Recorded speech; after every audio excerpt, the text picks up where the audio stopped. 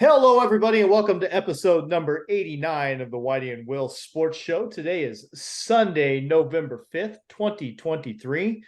And as you can see, we are joined by a guest on this week's episode, and I'm going to introduce him in just one second. I am going to make sure that you understand that we are going to spend some time at the end of the show talking about some of the exciting local sports that we've got going on. We've got a state champion cross-country runner from St. Anthony. We've got a St. Anthony volleyball team that's qualified for the state tournament, and we will hit on that stuff. But first things first, Mike has rounded up a guest for us, and it's always more fun when we get somebody to talk to. And we have quite the accomplished guest on the show today. Somebody who was just in Effingham County pretty recently for a nice night over at Totopolis. But Bruce Firchau is our guest. And yes, I did ask him before the show started how to pronounce his name so I wouldn't get it wrong. Firchau.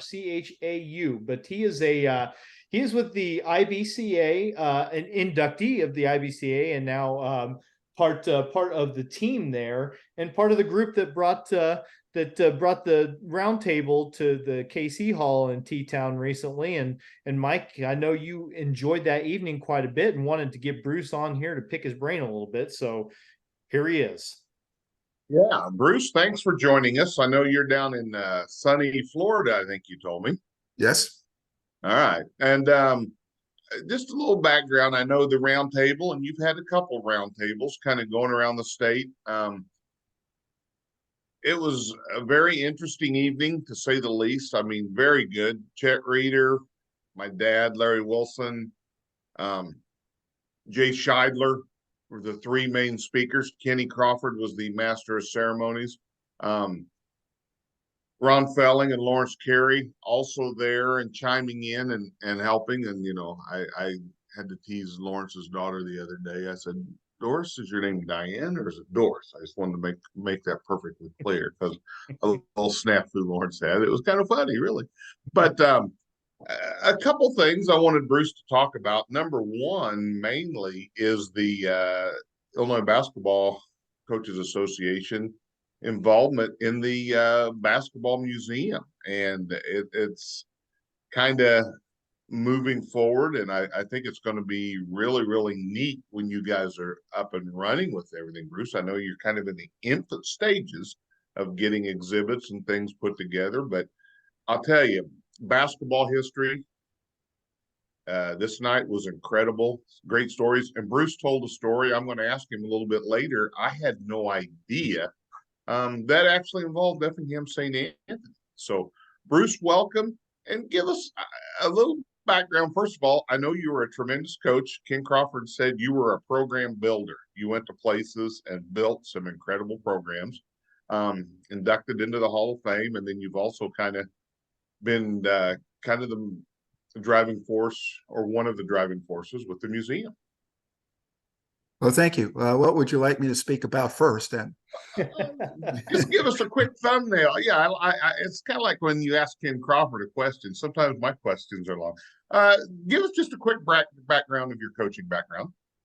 Well, in 1972, my first teaching and coaching job was in a little farming community that probably had more cats and dogs than people, called Stockland. And you could see Indiana from my classroom. It was 3 miles away. The Vietnam War was going on pretty heavy at that time. So teaching positions were very challenging to find. And but at K through 8 in our building, we had about 80 students.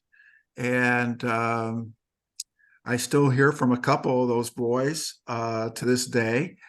And but I wanted to be a high school coach. Oh, by the way, I should mention that my wife, my second year at Stockland, 73, 74, I met my wife and we've been married 49 years. So, but I wanted to be a high school teacher and coach. And again, positions were very challenging to find. So my first position after we got married and we lived in Shelbyville was at Tower Hill. And I can tell Tower Hill stories all night long. And but anyway, I was there 1 year as assistant basketball under Bill Maxidon. Oh, okay. And I was the head baseball coach. And I got my first head coaching opportunity at Leland, which is north of Ottawa, about 20 miles. And I was the 8th coach in 7 years there. They fired one coach in the middle of the year. And by the way, I accepted the position there. And before I could even tell Mary Sue that we were going to be going to Leland, the phone rings again, and Waltonville called. And Waltonville was this, situation where they were ready to roll. I mean, they had been to the sectionals the year before, but I made a commitment, and I thought I should honor that. And I kind of followed what John Wooden said when he took the UCLA job. And Minnesota had been trying to call him, and it was a blizzard, knocked out the phone service. And sure enough, after he accepted the UCLA job, here comes the call from Minnesota. And I thought, I'm going to follow, what I thought was the ethical thing to do. Anyway, I was at Leland for 2 years, and I was the first coach that they offered tenure to. However, an opportunity came up for me to be the head coach at Assumption, which is in the same conference as Tower Hill, just south of Decatur, about 25 miles. And there were some pretty good players there. But, so Blue Mountain and us clashed for a couple of years. And then I had an opportunity. The superintendent that I worked under at Stockland was now the superintendent at Plainfield, Indiana High School, which was a school of about 1,200. So that was a big jump of about 1,000 students. First year I was at Plainfield in 79-80 season, we won the sectional championship. The following year, we got beat in overtime on a shot thrown sideways from about 35 feet out at the Horn. And the team that beat us went to the Sweet 16 in Indiana. But we felt like we were foreigners, and we thought if we were going to come back to Illinois, we had to do it now. We had a son that was just months old. And so I always thought that 81 was one of the best years I ever seen for Class A positions that were open. Teotopoulos was open, Hoofston was open. Byron up there at the nuclear power plants had 220 applicants for their job. And Rochester was open, which was a pretty good basketball school. And the one I didn't apply for was the one that called me, Harvard. And I always like to tell people I taught at Harvard, and their eyes get real big. You taught at Harvard? Yes, Harvard, Illinois. And they go, oh, but I came in there at the right time because the freshmen that were coming in when I came in, we built a program there, and we went to the Final Four in 85. In 89, referendum issues at Harvard. My wife says, I want to go to a community that puts our kids first. And she says, I don't care if it's AA. I don't care if it's A. I don't care if it's downstate or 0-26. Well, the market was tight that year, and I went to Oswego. And they had won maybe 9 games in the 2 previous years. And what I'm going to tell you is not any fabrication. The year before I arrived, they had 26 technical fouls at the varsity level. They had a player ejected for tripping an official. They also had 16 technical fouls at the sophomore level. At the same time that Oswego was going on, so was Vandalia. And I had both offers within hours of each other. But we decided to go to Oswego. A lot of it was financial, and this was quite the challenge. And by the second year I was there, we had the program turned around in a positive way. And then we ran into referendum problems again at Oswego. And it really hurt us because I lost my junior high program. I lost part of my freshman program. And you can't play AA schools and not have that. So I did go to Dundee Crown in 97. Again, another rebuilding situation. And That was a tough program to turn, but we finally did it. So I retired from coaching in 2003. That lasted 1 week. And Judson College asked if I would come and be their assistant coach at the collegiate level, which I did. And I picked up some new ideas and new concepts. And I thought, if I ever get a chance to be a head coach again, I'm going to do some things a little bit differently out on the floor. So in 2005, I decided I'm not going to do the collegiate thing anymore. And Westminster Christian, a school of about 180 students in Elgin, brand new gym that had not won a game there. Yeah, they had lost 28 games in a row. And they asked me to come build them a program. And my friend said, "What in the world are you doing, Bruce?" And so the first year we went 5-21, and we had 5 wins at the end of January. We were ahead of schedule. We thought we were in every game in February. We couldn't win one though in February. But from that point on, the fewest wins we ever had was 16. I never recruited a kid. Whatever walked in that gym door, that's who we coached up. And I had young men that went on to play college ball. One was at Taylor University that played, and for Coach Patterson there. And we had others that went on to play as well at other schools, North Park, Judson College, etc. So I enjoyed my 10 years there, and we won a few regionals. And I thought that group that we had in 2008, that was the first year of the 4-class system. I thought that with a break here, we could have been to that Final Four, and we lost a heartbreaker in the sectional by 1 point. And I said, St. Anne's going to win the state, and nobody will touch them. And sure enough, nobody did. I thought the state champion came out of that Salmonac sectional. But that's a little bit of background. I never got a chance to coach at a Quincy or a Collinsville. It took me a long time to figure out that I think God wanted me to just rebuild basketball programs into respectable ones. And that I did. I think that I was one of the better ones in the history of basketball in Illinois that could turn the culture and turn a program around. And and that's a hard thing to do. I mean, especially you're coming into a school, Oswego, with with obviously zero discipline with everything going on. That's there's a lot of people I know in the coaching world that would not have done that. Bruce wouldn't have moved into that position. And there were times where we said, maybe I should have taken the Vandalia job. Now, what year was that? Was that 85? That was in 89. Rex Kern was a senior, going to be a senior that year. I would have walked in, and Rex was going to be a senior. So I'm just trying to think. That was, yeah. I actually had left St. Anthony. I was just wrapping up my master's, and I know I interviewed for that job when Kern was going to be a senior. I was teasing him about it because I said, I probably had just a 7th or 8th man. You weren't very good.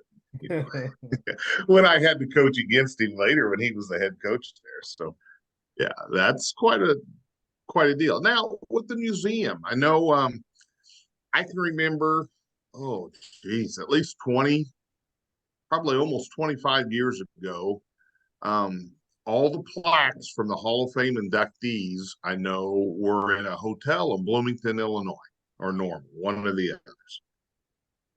And because I remember having some meetings there and just killing time between meetings. They didn't really advertise it was there. And I just happened to find it. And of course, then I had to go in and, find Dad's plaque, found, tons of people, I knew. And I thought, yeah, this would be really good to, have this more widely known. And that sounds like kind of where you guys are headed. Well, here's how it all began. And I'm going to back up before the Holiday Inn. The plaques were originally kept in Horton Fieldhouse in an old classroom. Okay. And as ISU grew and expanded, the IBCA was informed by ISU that we needed to get those plaques relocated. So the Holiday Inn at the north end there was brand new. And they said, hey, we'll put the plaques up. So you could meander all over the lobby there and almost into the kitchen looking at Hall of Fame plaques. Some were high and it was hard to read, the glare off the lights, etc. Well, the Holiday Inn eventually closed, and the plaques were boxed up and fortunately were saved. Danville enters the picture at that time, and there was two towns that wanted to have the museum: Pinckneyville, led by Dick Horn, and then also Danville with John Spezia, the Danville Community College coach, and Jeannie Cook. They made a presentation to the IBCA board of directors. Now, I was not on the board of directors just yet, and I think the vote was like 38-1 or so to go to Danville. And Danville promised that they would do the fundraising and provide the building, and we would provide the memorabilia and history.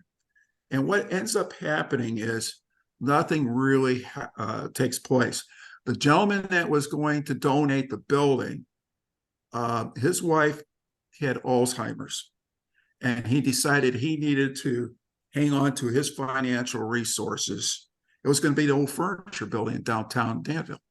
And so it was kind of just nothing was happening. Now I come involved, and I go over to Danville, and I say to the people over there, I said, we need to find a place. Well, at that time, President Obama had just taken office. And we were having, if you remember, back in 2009, we were having trouble with our banking system in the United States. And banks across the United States were inspected by the FDIC and by the Department of Treasury, et cetera. And two banks were closed in Danville as a result. Now, one of them was the Savings and Loan Building, which was not too far from Danville Schlarman School. And the FDIC was asking $750,000 for that building. I still have a copy of the contract of our offer of $1 for the building. And it went nowhere. And I suggested to Danville, you need to bring in our U.S. senators. You need to bring in our state House of Representative member on this and see if we can get this thing pushed along. It didn't get pushed very far. And so they decided they were going to then go to the convention center. And they were going to take one of the rooms at convention center behind where the hockey arena was and basketball court there. And but no fundraising, really serious fundraising took place. So by 2013, it was decided that we would mutually part company, and we would take our memorabilia back, which we ended up putting in storage. And they said, okay. So now we're looking for a new home. And we had Centralia wanted us in the worst way at Old Trout Gym and its old high school there. And it was just too far south. Right. And Collinsville expressed interest. Paris wanted us to come in there with because they were going into a new high school. And Springfield showed a little bit of interest. Quincy showed some interest, but the board of directors said, let's keep the focus on Champaign and Pontiac. Now, here's what Champaign, they asked us to bring an economic impact study when we met with Jeannie Turpin, who was the director of tourism there, the assistant athletic director for the U of I, the mayor, and 2 or 3 CEOs. And Chuck, Pat Sullivan, and myself, we met right after New Year's Day, and Chuck provided us a lot of the data. This is Chuck Rolinski, head of the IBCA. And we wanted to make sure that we did not embellish and exaggerate what our impact was on Bloomington Normal with our Hall of Fame banquet and the All-Star games. We bring the study to our first meeting, and they said, you did not embellish. And we expressed interest in Huff Gym because we thought, from nostalgic reasons, boy, Huff Gym would be a great place for the museum. We were told that at that time they were remodeling it for volleyball, so it was off limits. We even had discussions on the agriculture building that was built by the same architect, same time that they built the football, stadium there. But we would have had to go through so many legal hoops. So it was agreed upon that we would meet again a couple months later. And this is what they offered us. It was the M2 building, downtown Neal Street, right where the hub of activity is. We could not control the outside parking, but we would be given about 20,000 square feet on the 5th floor of that building. The approximate rental cost, this is a ballpark figure, would have ran us $37,000 a month.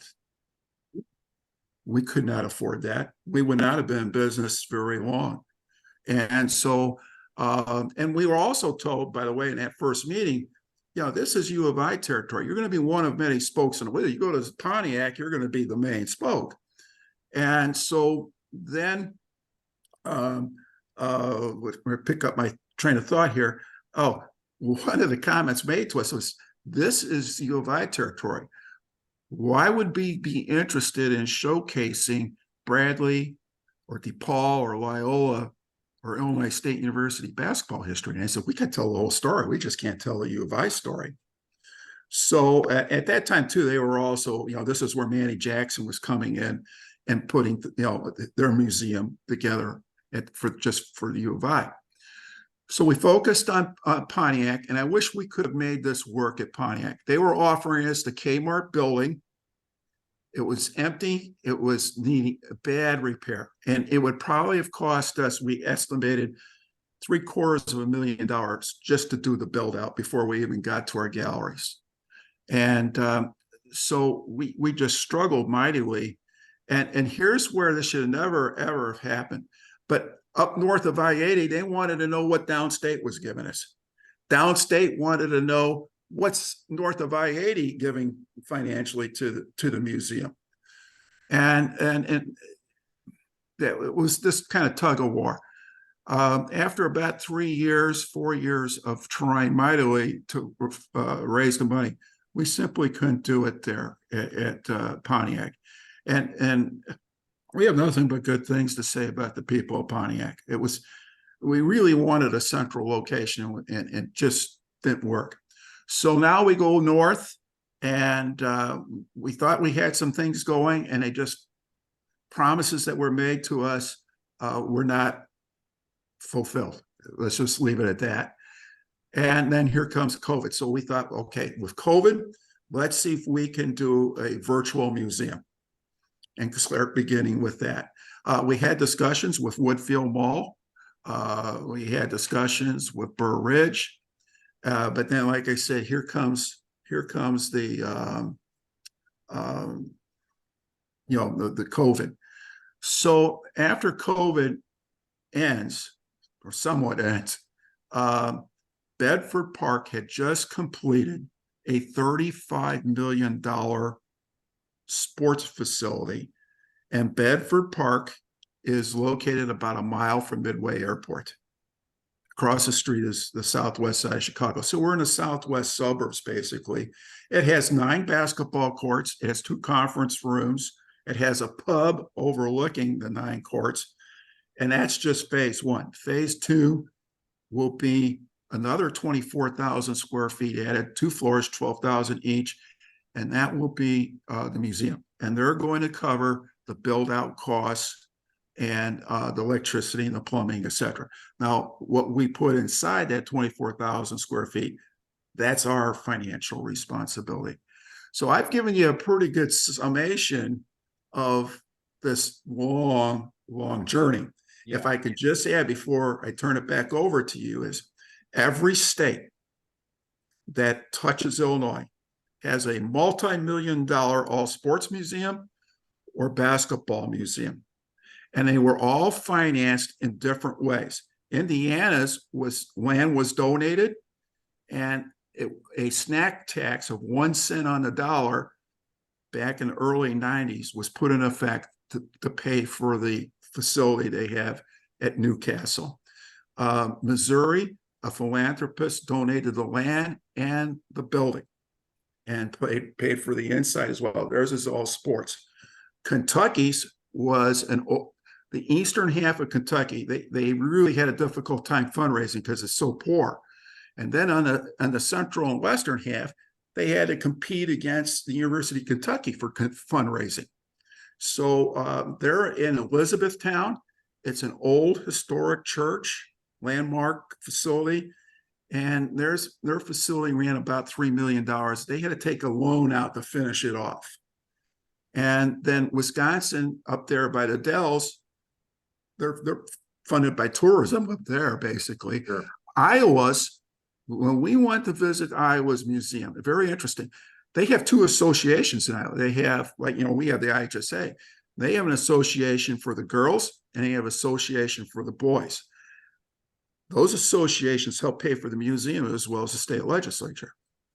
So that's a summation there. So, to get government help, not going to happen.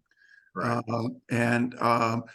You don't even dare whisper taxation today. You could get away with it in the 90s, but not anymore. So that's a little bit about the history of this journey. So you have a pretty good, I mean, it takes a minute to tell it, but you have a pretty good story for anybody who says, why Bedford Park? Why put it there?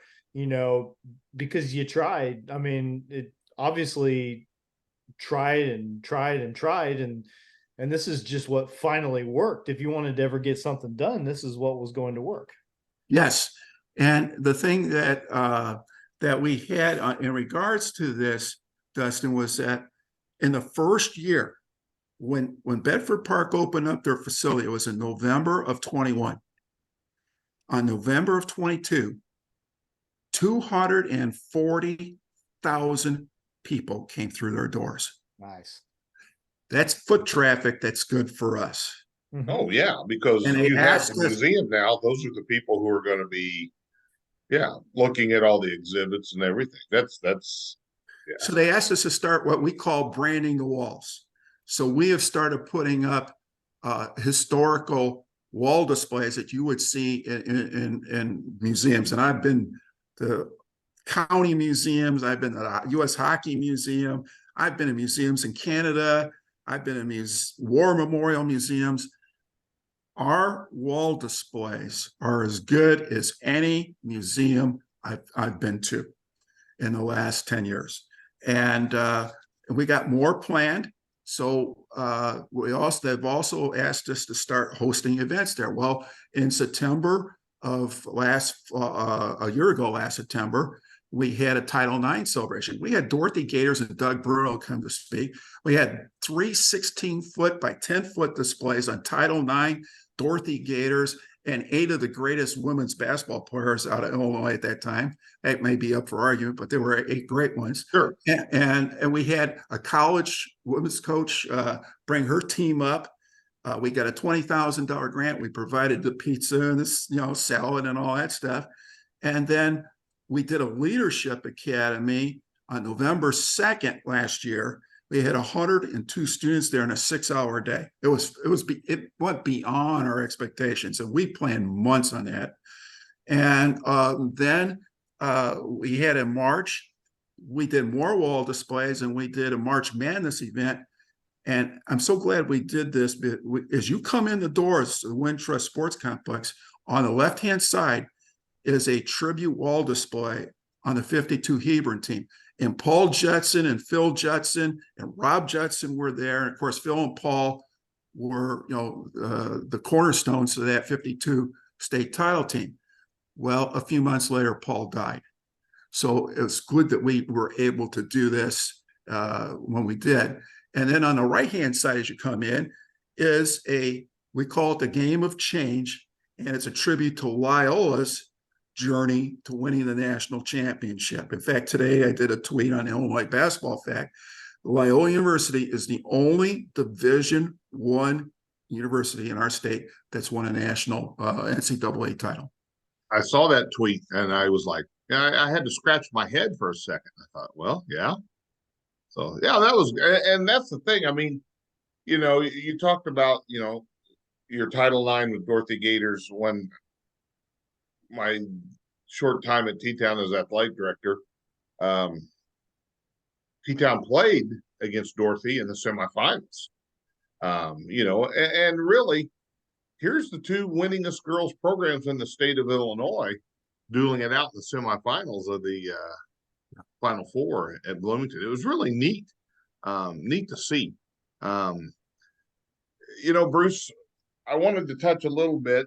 You mentioned the other night, news to me, I did not know this. I was in attendance for the St. Anthony LaGrange game in Champaign, the Assembly Hall, the state tournament. I'm guessing that was 70, correct? 69. 1970, yes. Yeah, 1970. So I was a 6-year-old kid, and Dad had Mom and I seats. We weren't in the, St. Anthony obviously sold out all their tickets, so Dad just got us tickets opposite side of the floor. We were in the general admission, which the gym was packed, by the way. And we were so, I guess I was a little vocal in cheering for St. Anthony at the time. And before we were done, that whole section, again, they got behind, they were behind 26 points at halftime, I believe. And then, the famous John Keller press and frantic pace took over and came within a whisker. And my dad still says a questionable call of winning that game. And you then alluded to that game created what? Well, that game had there's no doubt that in Ron Nikovich's mind, the coach of LaGrange Lions, had St. Anthony won that game, it would have delayed the passage of the two-class system. That would eventually have happened, but it may have been 5 to 10 years down the road.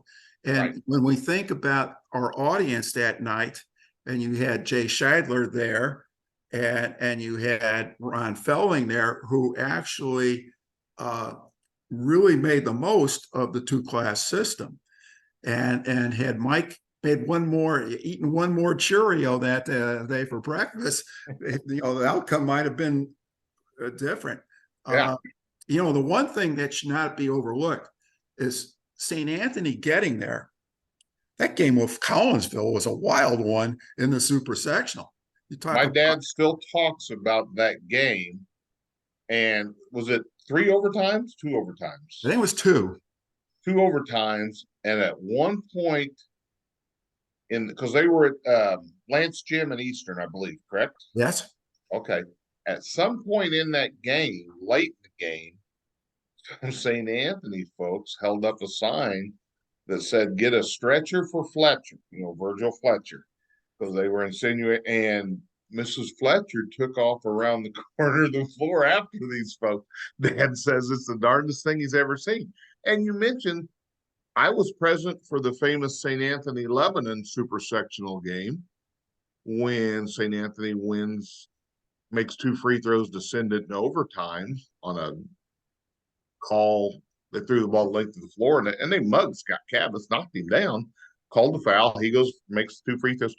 After the game, when the fans are storming the court, the Lebanon fans broke Ron Michelson's nose. He was the official. I still remember Bob Tingley with blood all over his shirt because he dragged Ron into the St. Anthony locker room after the game, which stopped court storming, because after that, Eastern would set up, they'd get their football team in and, maybe offering pitchers of beer at Marty's across the street, but they would ring the floor at conclusion of the game to keep people from storming the court. But yeah, that 2A, you delay 2A, Jay Scheidler may not be as famous.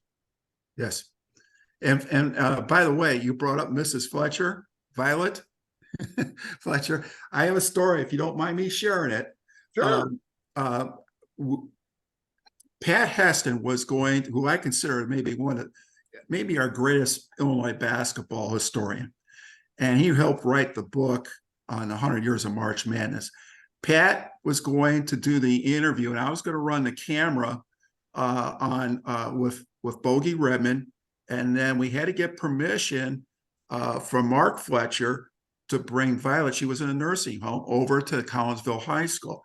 Well, Pat calls me about an hour we were an hour out from Collinsville. He says, Bruce, and he was, a minister down there in the Alton area, and one of his congregation was in a terrible car accident. He had to go to the hospital. He says, Bruce, you're on your own. So I go in there and we interview Bogey, and some great stories from Bogey. But then we do Violet. Now, I got to back up a little bit here. On the way down there, now that I know I'm going to do the interview, I says, I need to ask Violet about her purse. And Mary says, you can't do that. And Mary Sue, of course, is my coach. And she says, that would not be nice. You can't do that. So let me tell you the story about the purse. Cheryl Hanks, before he ever went to Quincy, he coached at Alton, East Alton, Wood River. Mm-hmm. And he and Fletcher did not get along. And it's state tournament time, and Hanks is taking the air out of the ball. Violet comes out of the stands and starts hitting him over the head with her purse. And so I thought, man, I like to have that purse for the museum because that's a great story.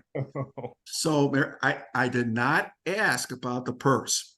And I wish I had. I still kicked myself. I had to do it over again. I would have.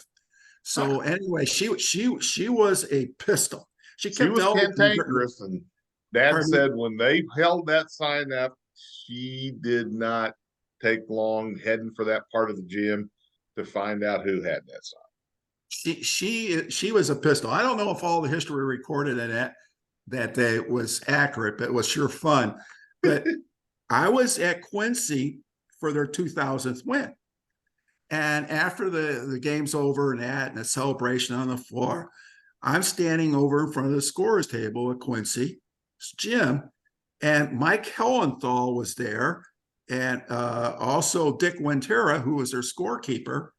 And we get talking about Violet, and Mike Hellenthal, who was a longtime Cheryl Hanks assistant at East Alton Wood River, as well as at Quincy, says that story is 100% true because I was sitting next to Coach Hanks when she's hitting him over the head with the purse.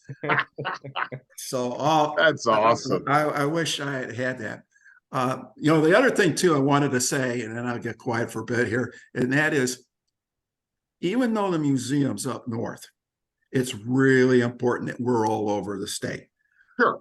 Last night in Savannah, we honored 8 schools in Joe Davies and Carroll County that closed. There were over 50 people there. Memorabilia was brought in, old uniforms, sure. The 4th place trophies from Thompson School, etc.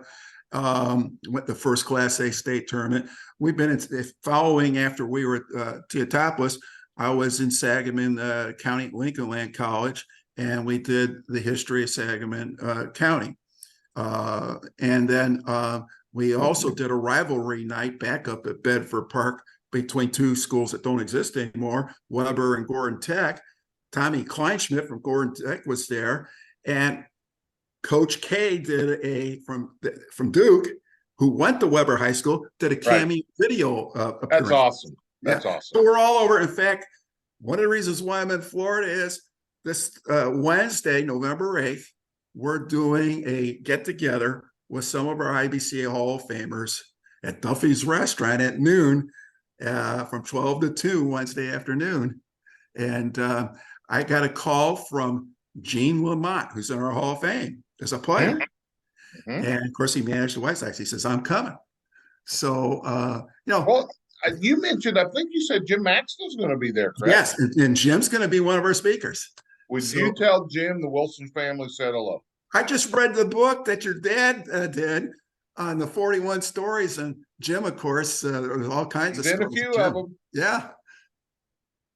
Yeah, it's no, we go. Yeah, I knew Jim because when Dad would go back in the day, he used to go around and watch practice after school, and then me being the 5, 6, 7-year-old kid, I'd tag along all the time, and Dad would be talking to Coach before practice, and guys are shooting, and I'd go out there. I'm playing horse. I remember watching Mike Winnie and those guys practice in golf gym, and we did that all the time. And I got a funny story for you, Bruce. I was coaching because when I was at St. Anthony, I was on the all-state selection committee for 3 years. So like 06, 05, 06, 07 were the 3 years I was on there. Coach Crawford and I had a pretty good rivalry for those 3 years. But Dad had actually retired from doing full broadcasting in 04, the year before. And he showed me a letter, I don't know, it was 05 or 06. And he got a letter from Chuck congratulating him for being, offering him a position in the Hall of Fame. And Dad says, so what do I do? I got inducted back in like 91. He'd already been inducted several years before. And I said, well, I'll see Chuck at this meeting this week. And I told him, and Kenny Jenkins, who I know ran those meetings, and I just saw Kenny at a funeral this past week in Effingham. Kenny was my baseball coach until my junior year in high school. And I said, Kenny, you got to let Chuck know that Dad's already inducted. He goes, I'll talk to him. So, yeah, there's just so many. It's amazing. You talk about people, and it's like a plate of spaghetti. Everything's intertwined. So, hey, I do have a piece of memorabilia if you want for your museum. My last year, you talk rivalries, my last year at St. Anthony, and it was coincidentally Kenny's the last year at T-Town. And, I still hold the record for blowing the largest halftime lead in the NTC tournament. I had Kenny down 16 at the half, and he beat me 14. And I have a few people that, Kurt Becker always reminds me every year at the NTC tournament, hey, you still have the record for the biggest blown lead in the championship. But later that year, we played at T-Town. And Bruce, I don't know if you've ever been in their gym back when Kenny coached, but it was never, Dustin, you can attest to this. Oh, it was never less 105 degrees. It was a hot box. I mean, Kenny would crank the heat, windows were closed, and we sold out that night. St. Anthony playing T-Town. Kenny's undefeated, ranked second in state. We're really good. And sitting behind our bench is Dick Korn and his staff scouting, and Darren Lee and his staff from Nashville and Pinckneyville. They may have all written up together. Who knows? So they're scouting because first game at state was going to be one of us against one of them. We all kind of knew that. And I'm sweating so much. I'm wearing a sweater vest, which wasn't a smart decision. When I got home, Bruce, I wrung water out of that sweater. Wow. When I got in the house. So I could probably find that in an old box, and I could get a picture of me and Crawford. We'd mail that up. You may want to put that like in the restroom or something, but that would be, classic memorabilia. But I mean, in all seriousness, it has to be very gratifying for you, Bruce, to be in this stage of things finally, to have the home for this museum, and to be able to move on to that next step, because you and everybody else that's been involved has worked so hard just to get it landed somewhere. Now you get to do the fun part, right? You get to do the collecting, you get to host the events there. It's been a long time coming, and I'm guessing you're not taking that for granted. No, you're not. In fact, we've always said there's two challenges here. One is to get the museum open, and the second one is to keep it open. But it is gratifying. I've had some people that really have come on here for us the last couple of years. Bob Ward in particular has done a remarkable job. He ran the Savannah event last night and the one with the rivalry night. He's got some great ideas. And so we got some people now stepping up to the plate, but it was like trying to push a big rock up the hill for a long time by myself. And fortunately, things have now started to build in some momentum in a positive way. It's always going to be too about trying to raise money. That's what it doesn't matter what museum you go to. It's always about having money to keep reinventing themselves and keeping those doors open. But there's two things I'd like to add to that, though. the reason we were so stubborn on this and stayed with this was one, Chuck Rolinski and Ron Heron. Those two guys wanted this, they were the ones that mentioned museum back in the early 70s when the IBCA was formed. And in a way, we've kind of borrowed a little bit from Ron because he talked about a traveling museum. There, I have a folder of what he talked about. We ought to get a big trailer and just haul it around. And the second part is all the people that I've met. I've recorded almost 90 oral histories for the museum now. All the people that I have met, the stories are out there, and that's just the tip of the iceberg. I mean, I could tell stories for hours and hours here. We could go a few days on this, but we got to preserve that history. And this is for the people of Illinois that are basketball fans. At the state tournament, that was the golden goose for a long time. And in about 1965 or 66, the Chicago Tribune did their TV weekly guide. And at that time of the year, they would always do a colored picture of a high school game on the cover of the TV weekly. And inside was a feature article. And they said, WGN TV will be the main anchor and outlet this to all of the TV stations throughout Illinois, the state tournament.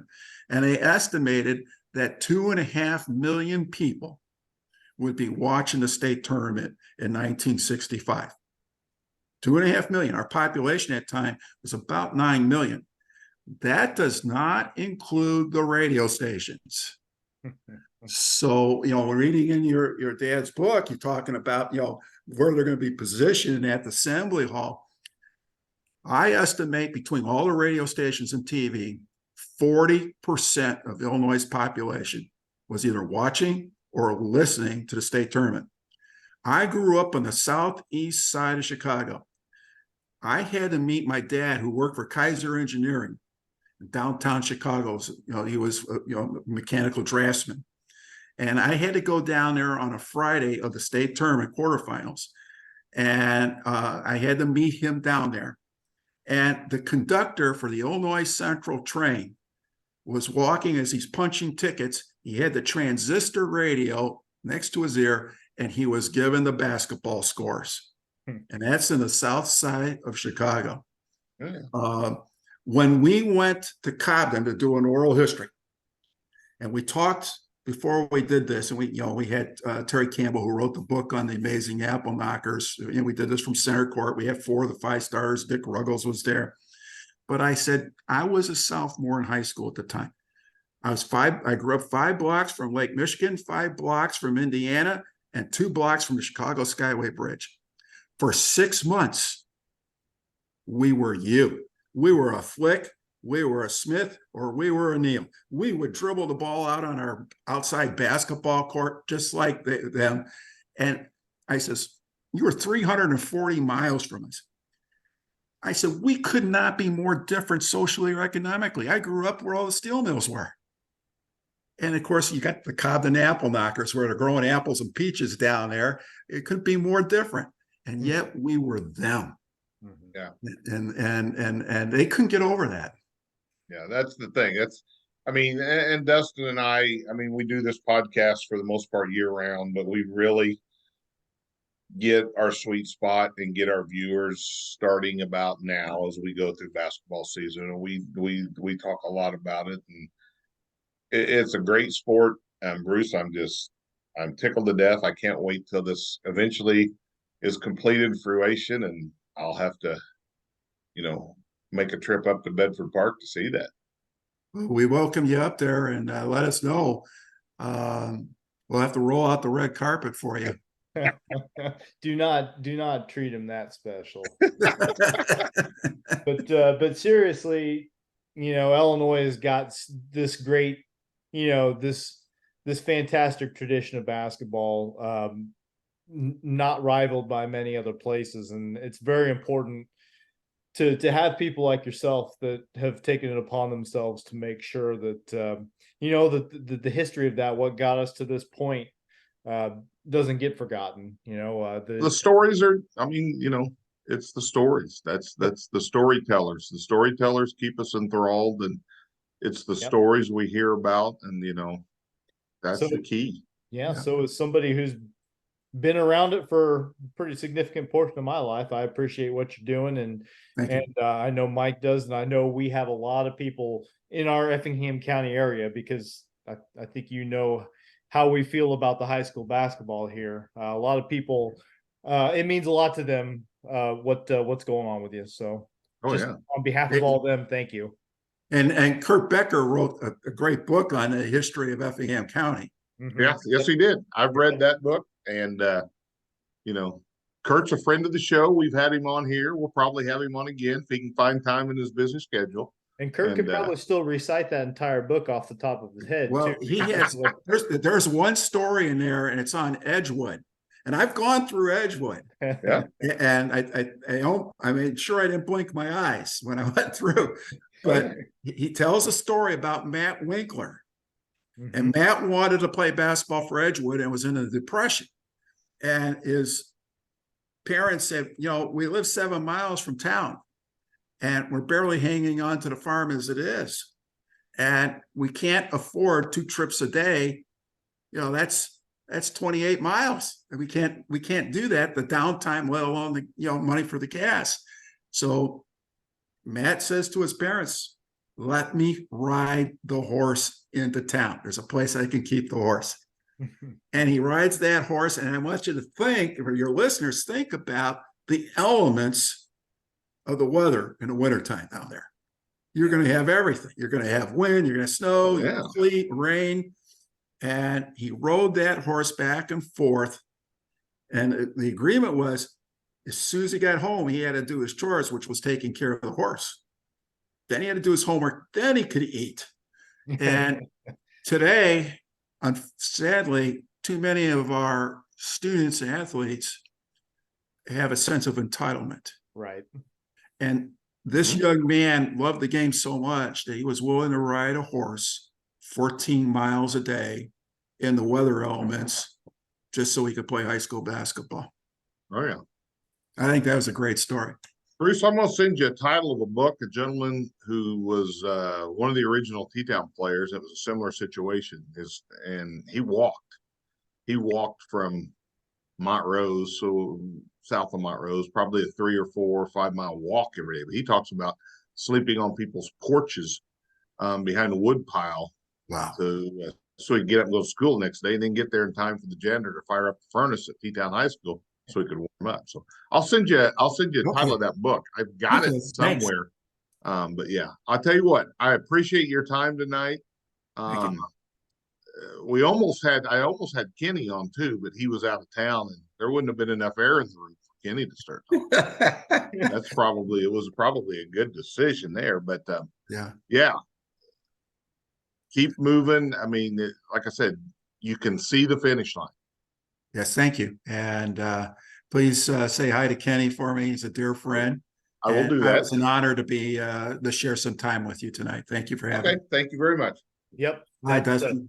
That's Bruce Firchau with the IBCA, Illinois Basketball Coaches Association, and nice enough to spend some time with us. We'll let him get on with his evening. Thanks so much, Bruce. And Mike, you and I will we'll touch on some other stuff here, because it's been we got some exciting cross country. We've got a state champion. Yeah. St. Anthony High School, boy, what a last few weeks it's been. You get your second straight boys golf championship. And then they follow that up. And we can go with the cross country first, because they've got a state champion there, and of course, I don't think it comes as a big surprise to anybody, but Isabella Keller, a freshman with a last name that pretty much is synonymous with cross country success in the state of Illinois. Pretty much says you're going to follow me. I mean, I think Keller translates to you're chasing me. Yeah, she spoiler alert, she won the state tournament or the state finals up at Bedford Park in Peoria. 16:26 was the time on that, which is the fascinating thing about that is that, of course, her sister Anna Sophia was a 4-time cross country state champion. her freshman year in 2013, she ran it in 16:35. So, a little Oh, I fast. thought it was 9 seconds. I thought it was 11 seconds. I found But it on IHSA's website. So okay, if, that's if they awesome. don't have it And the right, then thing I don't know is, who does. uh, you know, comparing, you don't know conditions. Conditions, sure. Yeah. Conditions make a big change. How much rain had there been, da da da. But the bottom line is, they both won. And Isabella, you know, I've seen team pictures. I've seen her running before, and I kept thinking she was still in junior high, Dustin, when I'd Yeah. see her doing stuff. She's not a big kid. She's not a very big young lady. She's little. Yeah. And but you know what? And I know how those races start. That's not for the weak of heart. No. No. And, It's 200, 300 runners. and Go. but to I mean to And have St. Anthony wouldn't have had a favorable shoot because they were a fifth team coming out of a sectional. So right. they don't say, oh, Isabella's here, we're going to give them shoot one on the edge. No, they're right in the middle of the fray. I will say that having read and listened to some of her interviews from various invitationals and then from the race this Saturday, she made a point of saying, she's a conservative starter. She's not necessarily trying to get out front at the beginning. So, Okay. You might not be necessarily trying to find your way to the front of that scrum, but also, I'll tell you what, to get through that scrum, yeah, yeah. that's not for the weak of heart now. But she did it from all, from listening to her talk, has the strategy going in and was able to carry it out pretty well. She knew And what she wanted to cross each mile marker at time wise. And I'm yeah. sure between coaches and family, there was people there giving her times, telling her where she was. Well, in fact, there's an interview with her on the IHSA website, and they widen the shot for a second. It's a video interview, and they widen the shot for a second, and there's Anna Sophia just to her left. So yeah, everybody was there. Cool. She didn't. In fact, I don't. She won every race that she ran this year. Sure. And St. Anthony obviously hits some of the pretty, some of the big local invitationals. So Yes. she's faced the cream of the crop from start to finish, and Little nobody. girl from Marshall, I think, was fourth, third, second, Fourth. Molly Farrell from Marshall was a fourth sophomore. place in 1657. And surprise, surprise, Tolono Unity won the state title. Between Tolono and St. Joe, I think they've won almost every one in the last 50 years. Yeah, and not to just compare Isabella's run to Anna Sophia's freshman year, but she did. It was, she finished 6.5 seconds ahead of second place in this one, and that was another thing she hit on when she was being interviewed, was that some of the competition there she wasn't as familiar with, right? I mean, it's right. Second place was a junior out of Chicago Latin, right? You're not going to see her in a lot of probably any invitationals. I don't know what Isabella does in her, not school competition time. Yeah, I'm sure she runs in some pretty sizable events. Yeah, but anyway, congratulations to her. Congratulations to St. Anthony. I mean, they got to state as a team, and all the kids got a chance to run there, which is always nice. And oh yeah, Effingham girls were there. Yeah, Effingham girls also ran at state. You'll have to give me a second to look up the. Well, I thought I heard it incorrectly mentioned somewhere that that's the first cross country team from Effingham to go to state. This would be the first girls. I'm pretty sure boys team went in 88, fall of 80, I think. Because I wasn't a member of that team, but that was a pretty salty team at Effingham High School. Yeah, Effingham in the 2A meet, they had their best finisher, and I'm going to search through here. Their best finisher was Jessica Larson. She took 76th in 1848. Bailey Summers was 85th in 1854. So they had a couple of kids in the top 100 there. So but again, they got to go. it's an Yeah, experiment. it's the accomplishment. Qualifying for state is so big, especially Mhm. in an event like, I mean, cross country is a hard sport, Dustin. I mean, I know I do more running than you, so I'd have to fill you in on that. But Yeah, that's there's some element, some truth to that. You actually have been to more state cross country meets than I have, so yeah, I have that. you do have that. That would be the extent of it. But yeah, I mean, other St. Anthony, Isabella gets first overall. Aubrey Denning was 35th, another She's freshman. sophomore. She's another freshman. That's correct. Yeah, 18 and a half for her. So that's a solid finish. And Stacy Vonderhyde, 81st. The thing Was is she dribbling? Was she dribbling while she was running? she the thing about that was that she was at a super sectional volleyball Mhm. game the night before. She Yeah. was at the volleyball match the night before, helping St. Anthony get to their own Final Four, which we'll segue to that. Good. I like that segue there, Whitey. That's pretty good. I mean, we talked about her last week. She does everything there, at St. Anthony, and is pretty good at it all too. She's not just on the teams. No. She's one of the better ones at whatever she happens to do. Right. But, And girls volleyball, first game sounded like a little shaky. I read somewhere where they got down early and had to kind of battle back, but then second game just took over. yeah, so as it turned out for St. Anthony, along the way, their toughest match actually probably ended up being in their sectional semifinal against Hardin Calhoun. That's where they went 3 sets, correct? Yep, 25-20, 23-25, and then 25-20 again. Then they played Valmeyer in the sectional championship and I mean didn't really have much trouble. Beat them 9-15. Right.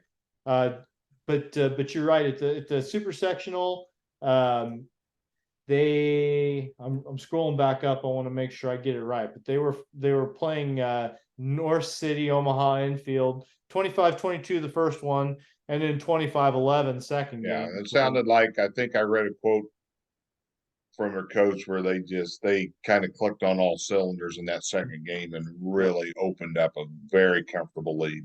Yeah, and that they came very close to being one of two National Trail Conference teams to Yes, we almost had 2 present.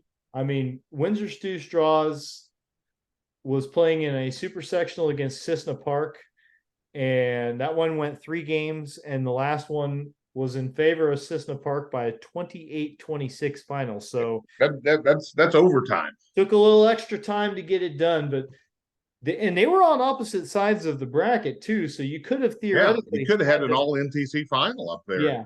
Now are they at Redbird? Don't they play at Redbird? That's at Redbird, and I've been there. Neoga made the state tournament when I was in high school. It's high school volleyball, especially when at the higher levels, it's when played well. I mean, it is from a spectator standpoint, it's Volleyball exciting. Yeah, it's just a really entertaining product. What else can I say? Did a young Dustin White attend that state tournament? Oh yeah, I was there. Did he have what letter was painted on your chest? Yeah, I was too far off I was too far. I was sitting with my parents. You weren't allowed to be in the rowdy set. Yeah, I don't know. My sister was theoretically she was on the bus with the team. She was not. Think a lot of things would have had to gone wrong for her to play in that. You're throwing your sister under the bus here. Yeah, she gets it. She knows, but she was at least there. Actually, funny story. She left the correct color jersey at home, so we had to bring that one up to her. So that's how checked in she was for that one. A lot of pressure, high school kids. Anyway. So are you and Matt going up to do the state tournament? Nah, I don't. I haven't heard anything about it. It's okay. It's not necessarily. Well, listen, radio's a business, and right. And when you guys do the pink out game, you guys did a good job. I did listen to that game. I enjoyed it, but it's just a matter of sponsorship and stuff like that. I understand. Some people. I mean, listen.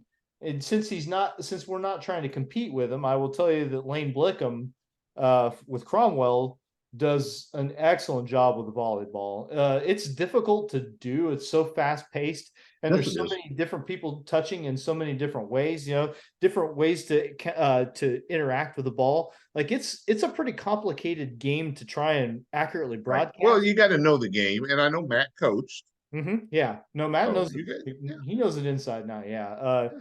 And I had a lot of fun with it. Like I wouldn't mind somewhere in the future us maybe expanding that a little bit. I'd be willing to get in on it. It's There just you go. something that we're doing right now. But St. Anthony is going to the Final Four. That's Friday and Saturday. They play Galena, which they're familiar to me because they were at the state tournament for girls basketball when Yoga made it a couple of years ago. Okay. Um, they're the good thing about this draw for St. Anthony is that on one side of the Final Four is Hartsburg Emden and Cissna Park, which are both they were both number one seeds coming out of the sectionals. St. Anthony's a 3, Galena's a 2, so I guess you can kind of look at that and say, well, at least we avoided. Of course, NCOE was a number one that St. Anthony already dispatched. Hardin Calhoun was already a number one. The Right. same. I remember Hartsburg Endem back when I was coaching. They had a really good basketball. They were not a very big school and had a really good boys basketball program. Had a set of twins and a younger brother. But then their volleyball program was also really good. I Right. remember seeing them come down here and play in the old Crossroads Classic. So yeah. Well, and I actually so I was actually up at Parkland College this afternoon, watching the women's basketball team play there. My daughter and I wanted to go watch Lucy Fearday play, Okay. and so Greg Fearday, Lucy's dad and the principal there at St. Anthony, he was there, and we were talking to him, and I kind of asked him a little bit because I was curious about a couple of things. I asked him about the seeding thing with North Clay because remember we talked about that last Right. week. He How said they that yeah. he said that actually the seeding was done before the first match between those two schools, so they hadn't Okay. played yet. Right. And at the time, North Clay had an outstanding record. They maybe had only lost one match, and Right. so you know if you're not digging too deep into things, you see one loss versus Well, and a seeds handful are of losses. seeds. Who I mean And that was you something gotta else beat he if pointed out. you wanna win a regional, you gotta beat everybody. Yeah, I mean, and that was It's another thing he pointed out for sure was what's the difference between a 2 and a 3 seed in a sectional? right, It's not a huge difference, but right. that at least shed some light on it. It wasn't. I don't think it was anything more complicated than that. It was, Yeah. but you bringing up the Crossroads Classic is what made me think of that because you look at what St. Anthony plays throughout the season. They're going to take some losses here and there. They're going to get Oh beat. yeah, But sure. but That's how you get better. it's what gets you to this point. And I think they felt like they left a little something on the table last year in the postseason. Hmm? And so, here they are in the Final Four. They play Friday at 10:30 in the morning at Redbird Arena. And then if they win, they'll play 10:30 the following day for a championship. If they lose, they'll play at 9 o'clock and Saturday morning for third place. But no matter what, hugely successful. They're bringing home hardware. And listen, Windsor Stew Straws, hugely successful season for them too. Yep. Playing in a super sectional is it for especially schools that size, it just doesn't happen very often. And so when you get the chance to represent there and represent to the point of the winner needing to score 28 points in the final game to get past you, then Yeah, you've done your that's job. heartbreaking. Yeah. That's a tough loss. It's a tough loss, but you'll always know. I think that you played well enough that if a couple other bounces go your way, you could have done It's it. And like watching Wade Custer make an 18-footer to beat you in the sectional final. yeah, I mean, Not that I remember that sequence every day of my life, but it hurts, but it's better than I think. Once time passes and you get to wrap your mind around it, it's better than getting your doors blown off, right? So, oh yeah, I guess it was fun. It was a great evening of basketball. I never played in a super sectional, so I couldn't really attest to it. Never played or coached in it, but I hope I'm giving it its due. But congratulations again to both of those schools, and really just St. Anthony High School is having a hell of a year so far with the sports. They're Yeah. representing well. They had some representation at the state tennis tournament for the girls too, and Yep. and I Win got a golf, get a feeling, cross country winner. I got a Volleyball's going to feeling bring home a trophy. that it's probably going to be a pretty good boys basketball season there, and a pretty good girls basketball season there. Could be. Could be. They're going to probably have a pretty good spring baseball season. If the fall was any sort of indicator, they lost one game in the entire fall. So yeah, fun year to be a Bulldog. But speaking of that basketball, it's practice. It's Christmas Eve, Whitey.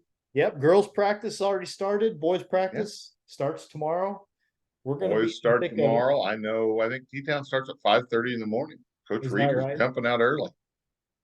They should do a midnight. Do we talk about this? They should do a midnight. Well, they used to do Midnight Madness because you used to start on a Saturday. I know schools would do, start at 12:01. And I might have even said last week I didn't think it was a good idea, but now I'm coming around to it. well, if it's not, I wouldn't do it tonight at 12:01, tomorrow morning at 12:01, and then your kids after that got to go to school. Yeah, It's not the 70s where they can come in at 11. They're basketball players. They can come in at 11. They got home late last night.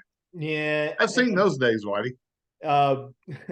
And really, when you got 2 weeks to get ready for that first game, there's no theatrics, there's no shenanigans. You got to get to work, right? Like you got to. Oh, yeah, it's some guys go twice. I think I may have gone 2.5 hours, but my last year was weird because we had the senior boys went on their retreat.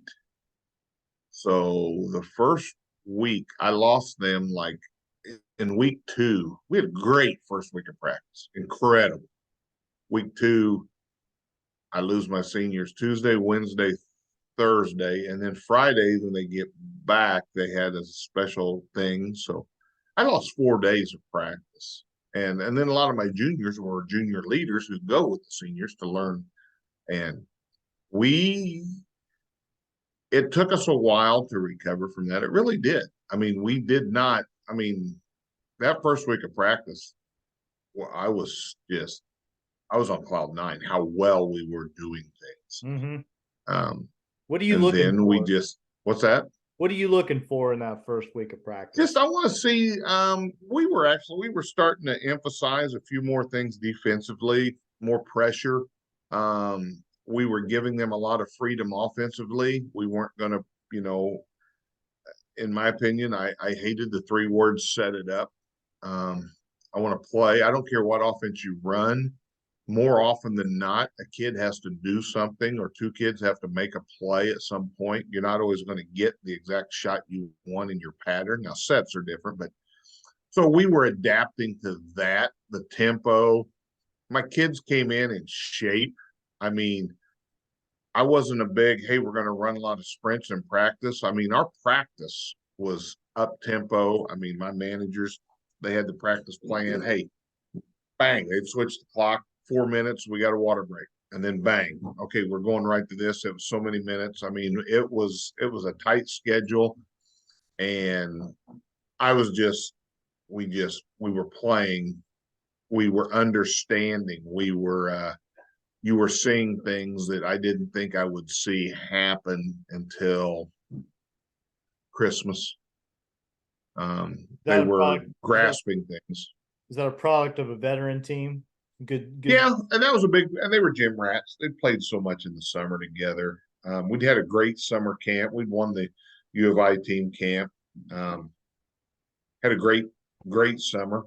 Beat a team from Indiana. I don't remember who the kid was, but I'm pretty sure he was a D1 player. And we were playing really at a high level, and we just kind of had to restart.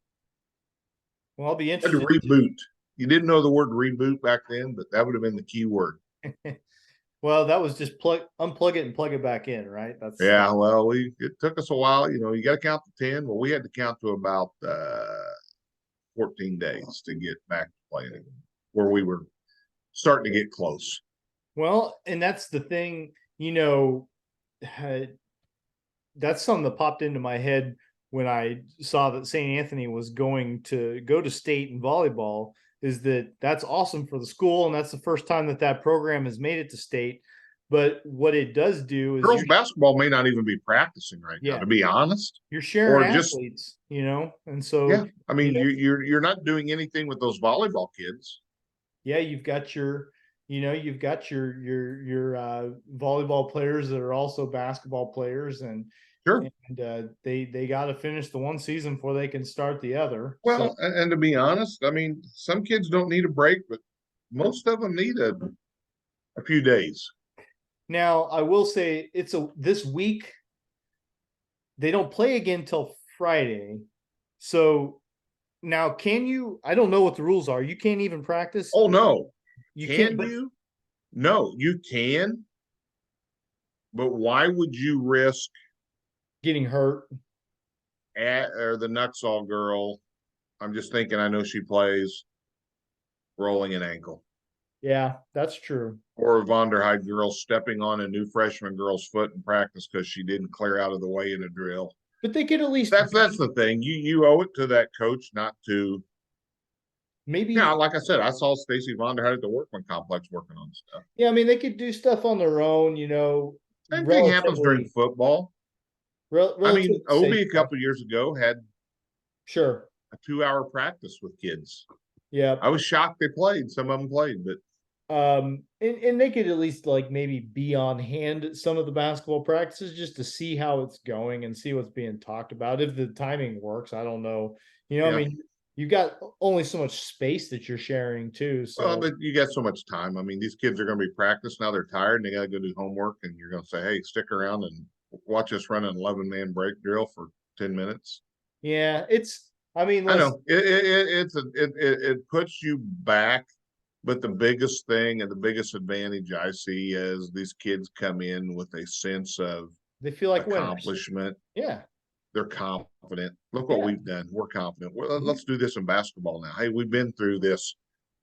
So I think the advantages, the disadvantages are glaring early to you, but I think the advantages far outweigh the disadvantages. And across sports, like if you're St. Anthony and listen, you played in a sectional last year, you played in a sectional the year before. We're talking girls basketball now, right? Like you've been in some pretty pressure-packed situations and some pretty big games.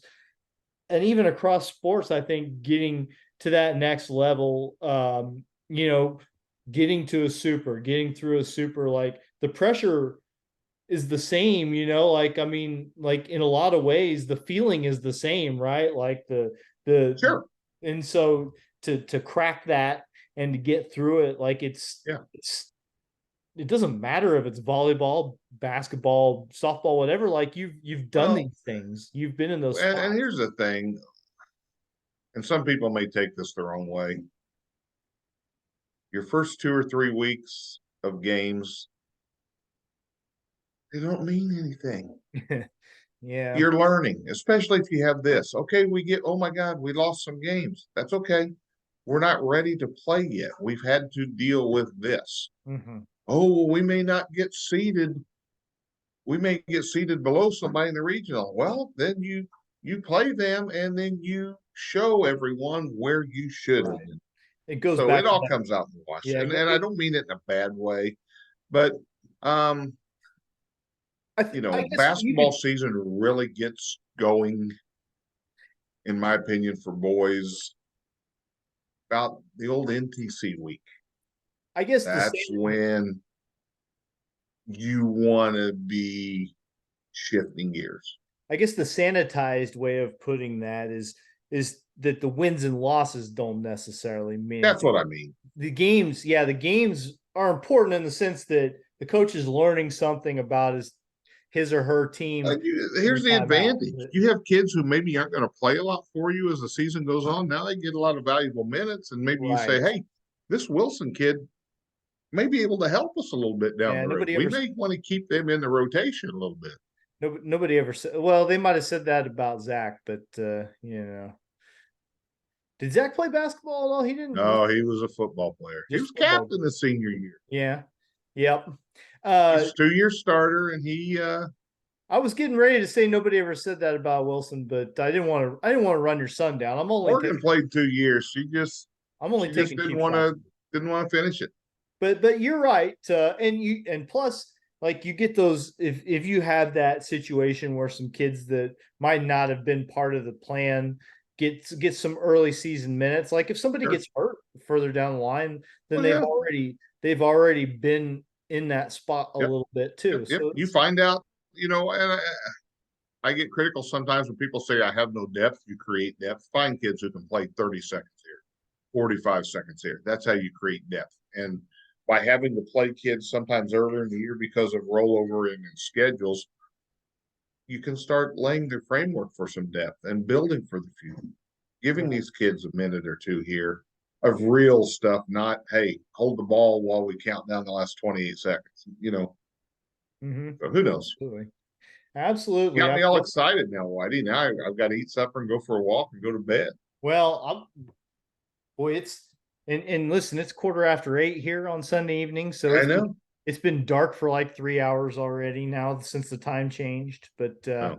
but I don't want to stand in the way of that. That was a good talk with Bruce. I get the feeling that if we could get him to, I mean, he's got those stories. Goodness. Just well, right and that was that's the stories, talking about Virgil's wife hitting Cheryl Hanks with a purse. I'd heard that. Now I know it's true. You don't see And the things people like who that held happen up the anymore. sign, Dad said she went after them with the purse. I didn't mention that, but now that I think about it, see, that was her weapon of choice. I'm kind of glad things like that don't happen anymore, just because I don't want to have to try and describe it on the radio. Like I just want to talk about the game. Like actually during the Effingham football game, there was actually something going on behind me, spilling out of the bleachers into the grass behind the football field, some sort of a altercation between fans, and I don't want to have to talk about stuff like that, right? Like, No. I don't. Well, you were too busy. You were juggling a lot of things at that game. Well, it was distracting though, because you got police officers getting involved, and don't act that way. Don't act that way at high school sporting events, folks. That's no Gouda. Yeah. All right. Let's wrap it up because we've been going for a long time. Sounds good. You got things to do, Mike. Thanks for getting a guest for us, and I enjoyed it. Bruce was very good. I'll send him a link when you get it up and running. Sounds good. I'll forward that to him. And we'll in my write up of this, I'll get a link to the museum and his bio also. So. We need to get a link to that because they videoed the deal at T-Town. That it was really good. We will see what we can do about that. But until next time, we will talk later. Sounds good. Thanks. See you, Whitey. Yep. Have a good one.